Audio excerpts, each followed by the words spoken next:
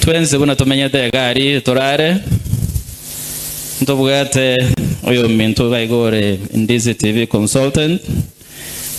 Okotokonya sana TV. Dr. Yusuf Motari, if you can take 1 minute, please.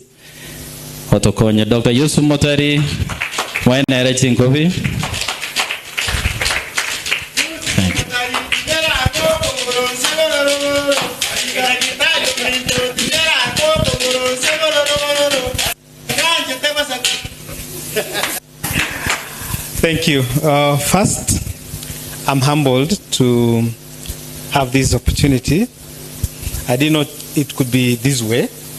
The first time we interacted with you, Ken was so tough, as usual, asking very difficult questions as to what I can do for you.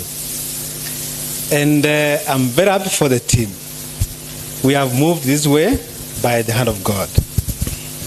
I want to thank you most sincerely, CEO, for mainstreaming people living with disability. That has touched my heart. Number two, for employing 100% youth. That has also touched my heart. You saw a young lady here almost shedding tears for you providing the opportunities. But you know where the money is coming from? From you guys. So if you do not pump in your money into the TV,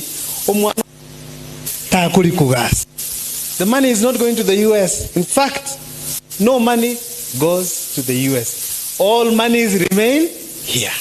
And may God bless you. Thank you for the opportunity testing my abilities, and may God bless you. Thank you so much. Thank you.